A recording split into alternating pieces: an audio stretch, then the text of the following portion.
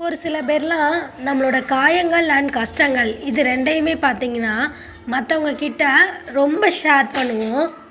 4 பேர்கிட்ட சொன்னால் தான் நம்மளோட பாரமே குறைஞ்ச மாதிரி இருக்குது. மனசு ரொம்ப லேசாக இருக்குது. ப்ளஸ் அதுக்கப்புறம் தான் என்னோட மனசு ரொம்பவே நிம்மதியாக இருக்குது அப்படின்னு ஒரு சில பேர் ஃபீல் பண்ணுவோம். அப்படி ஒரு முட்டாள்தனமான காரியத்தை இது நாள் வரைக்கும் நீங்கள் பண்ணிட்டு இருந்தீங்க அப்படின்னா இனிமேலாவது அந்த மாதிரி விஷயத்த பண்ணாமல் இருங்க.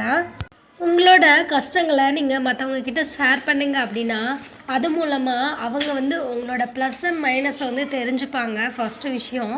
அதுக்கப்புறம் பார்த்தீங்கன்னா உங்கள் கஷ்டங்களை எல்லாமே பார்த்தீங்கன்னா கூட இருந்து கேட்டுட்டு உங்களுக்கு ஆறுதல் சொல்கிற மாதிரி சொல்லிட்டு ஒரு ஸ்டேஜில் அவங்க சொல்கிறதெல்லாம் கேட்குற ஒரு ஆட்டி வைக்கிற பொம்மை மாதிரி உங்களை மாற்றிடுவாங்க. உங்களுக்கு ஆறுதல் சொல்கிற மாதிரியே உங்களை நம்ப வச்சு அப்படி நல்லவங்க மாதிரி நடிச்சிருவாங்க. அதே இடத்துல நீங்கள் ஒரு குழப்பத்துலேயும் இருக்கிறனால அவங்க தப்பானவங்களாகவே இருந்தாலும் அவங்கள அப்படி ரொம்ப முழுசாக நம்பிடுவீங்க. இன்னும் ஒரு சில பேர் உங்களுக்கு ஆறுதல் அப்படின்ற பேரில் ஒரு சில வார்த்தைகளை கொடுத்து அவங்களோட தேவைக்காக உங்களை ஒரு விதத்தில் உங்களோட பாசத்தை நல்லா யூஸ் பண்ணிக்கிட்டு நீங்கள் எந்த விஷயத்தால் கஷ்டப்பட்டு துடிச்சிங்களோ அதே காயத்தை உங்களுக்கு திரும்பியும் திருப்பி கொடுத்துட்டு போயிடுவாங்க உங்கள் லைஃப்பில் இருந்து. ஸோ அப்படி போனாங்க அப்படின்னா அதை உங்களால் தாங்கவே முடியாது. யாருக்குனவே நான் இந்த விஷயத்தால் இவ்வளோ கஷ்டப்பட்டிருக்கேன்றத அவங்கக்கிட்ட சொல்லி அந்த அளவுக்கு நம்மளுக்கு ஆறுதலாக இவ்வளோ நாளும் நம்மக்கிட்ட பழகிட்டு இந்த ஒரு ஸ்டேஜில் அவங்களே அதே விஷயத்த சொல்லி காயப்படுத்திட்டாங்களே அப்படின்ற வலி பார்த்திங்கன்னா உங்களுக்கு 1000 மடங்கு அதிகமாக இருக்கும். ஸோ உங்களோட வாழ்க்கையே பார்த்திங்கன்னா நொந்து போகிற அளவுக்கு உங்களுக்கு வலியும் வேதனையும் ஜாஸ்தியாக இருக்கும். ஸோ உங்களோட வாழ்க்கையில் என்றைக்குமே பார்த்திங்கன்னா ஆறுதலுக்காக அடுத்தவங்கள தேடாதீங்க.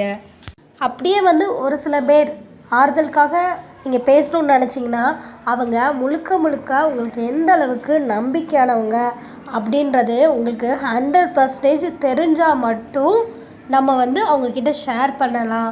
அதுமே பார்த்திங்கன்னா இந்த காலகட்டத்தில் 100% நம்மளுக்கு நம்பிக்கையானவங்க அப்படின்றவங்க நம்ம ஒருத்தரை கூட ஒரு சில பேர் லைஃப்பில் காட்ட முடியாது. 100க்கு ஒருத்தர் தான் இருக்காங்க அப்படின்ற ஒரு காலகட்டத்தில் தான் நம்ம வாழ்ந்துட்டுருக்கோம். இதை நல்லா தெளிவாக யோசித்து எந்தெந்த விஷயங்களை நம்ம யார்கிட்ட சொல்லணும் சொல்லக்கூடாது அப்படின்றத நீங்கள் தெரிஞ்சு வச்சுக்கோங்க. ஒரு கஷ்டத்தாலேயே திரும்பவும் கஷ்டப்படுறதுக்கு நீங்கள் வழியை வகுத்துக்காதீங்க. அதே மாதிரி மற்றவங்க லைஃப்பில் கஷ்டப்படும் போது இந்த கஷ்டம்லாம் அந்தளவுக்கு பெருசு இல்லை, ஈஸியாக நீ இதுலேருந்து வெளியில் வந்துடலாம் அப்படின்னு ஈஸியாக ஒரே வார்த்தையில் சொல்லிடுவாங்க. பட் நம்மளோட கஷ்டம் அப்படின்னு வரும்போது தான் அதை கடக்கிறதுக்கு எந்த அளவுக்கு நம்மளுக்கு வலியும் வேதனையும் இருக்கும் அப்படின்றத நம்ம உணர்வோம். சொல்லப்போனால் நம்மளோட வாழ்க்கையில் நம்மளுக்கு வெளிப்படையாக கிடைக்கிற காயங்களை கூட நம்ம மறந்துடலாம். பட் மனசளவில் ஒரு சில பேர் நம்மளை படுத்திட்டு போகிற காயம் இருக்குல்ல அது நம்மளோட வாழ்நாள் ஃபுல்லுமே பார்த்திங்கன்னா ஆறாத ஒரு தழும்பாக தான் இருக்கும். அண்ட் ஒரு சில பேர் பார்த்திங்கன்னா நினைப்போம் மற்றவங்களுக்குலாம் எந்த வித கஷ்டமுமே இல்லை, நம்ம மட்டும்தான் வாழ்க்கையில் ரொம்ப கஷ்டப்பட்டுட்ருக்கோம் அப்படின்னு.